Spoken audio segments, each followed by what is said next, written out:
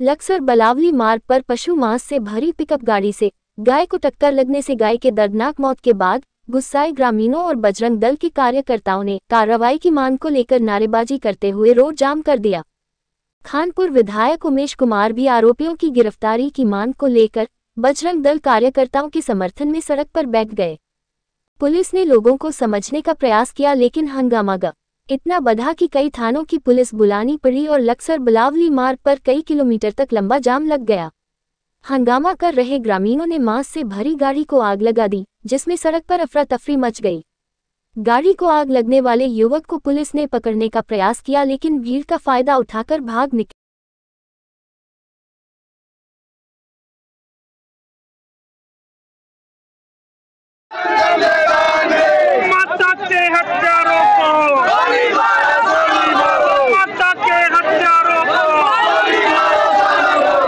जो स्थानीय कार्यकर्ता थे बजरंग दल के, उन्होंने इस गाड़ी को रोकने का प्रयास किया तो ये गाड़ी भागने लगी, जिसके बाद एक गाय में टक्कर मारी इन्होंने। उस गाय की भी मृत्यु हो चुकी है।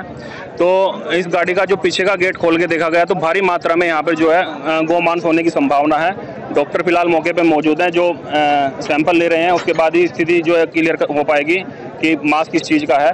लेकिन जब इस प्रकार की ये गाड़ियाँ जाती हैं तो रास्ते में चेक पोस्ट भी पड़ता है, बालावाली चौकी पड़ती है, तो वहाँ इनकी चेकिंग होनी चाहिए और उसके बाद ही इन्हें आगे भेजा जाना चाहिए। तो इस प्रकार से इतनी भारी मात्रा में मांस कहाँ से आ रहा है और कहाँ से आयात निर्यात इसका हो रहा है, तो कहीं ये किसी के संरक्षण में तो नहीं हो रहा है, तो उसकी भी जाँच होनी चाहिए। क्या प्रतिबंधित मांस है? बिल्कुल, देखने में जो है प्रतीत हो रहा है कि प्रतिबंधित मांस है। बाकी जो है डॉक्टर की टीम आई हुई है, वो मौके पर बताएगी कि क्या मांस है। भारत में माता को, गौ माता को माता माना गया है और ये जिहादी उनका काट के क्या खाते हैं। आज ये एक गाड़ी सड़क पर पकड़ी गई है। रोज यहाँ से पता नहीं कितनी गाड़ियां क्रॉस होती है। जब तक इस मालिक को नहीं पकड़ा जाएगा, उनको दो को सजा नहीं होगी, तीसरा यहाँ नहीं लाया जाएगा, यहाँ से धरना खत्म नहीं होगा। इस समय प्रतीत हो रहा है वो प्रतिबंधित ही हो रहा है। बाकी तो जो रिपोर्ट आएगी, इसीलिए सैंपल कराए जा रहे हैं और एक एक पीस के सैंपल कराए जा रहे हैं, ताकि ऐसा ना हो कि आगे इन्होंने कुछ और रखा और पीछे कुछ और छुपा रखा हो। सभी जितने लोग यहाँ स्थानीय मौजूद हैं, उन सबको मैं धन्यवाद देना चाहता हूँ कि आप ऐसे कामों के खिलाफ हैं और इनको कार्रवाई को रुकवाने के लिए आपने आज सुबह सुबह इनको जो है इन गाड़ियों को पकड़ा है।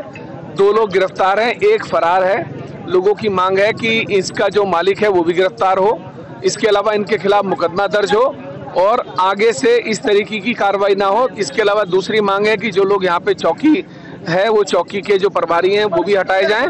ये लोगों की मांग है।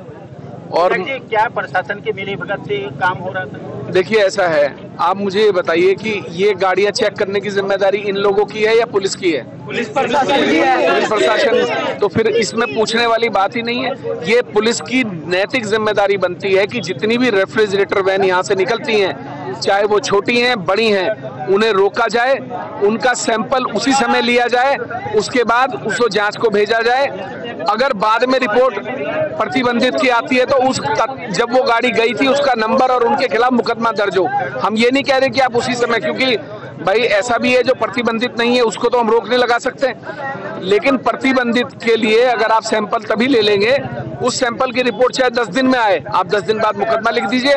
लेकिन ऐसी कार्रवाई जब तक पुलिस नहीं करेगी, इसके ऊपर रोक नहीं लगेगी, सख्ती करनी पड़ेगी, वरना फिर आज सुबह मुकदमा दर्ज नहीं करेंगे, क्या धरना लगातार जारी रहेगा? धरना मुकदमा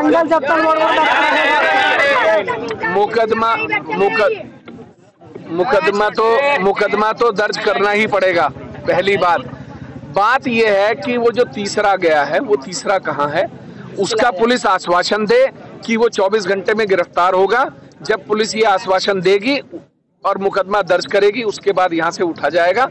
मुकदमा तो खैर दर्ज होगा ही होगा, कोई नहीं रोक सकता मुकदमा दर्ज होने से। मुकदमा अभी दर्ज होगा, लेकिन जो एक गाय पीछे मारी है उसका पोस्टमार्टम किया जाए, उसका भी मुकदमा दर्ज कराया जाए।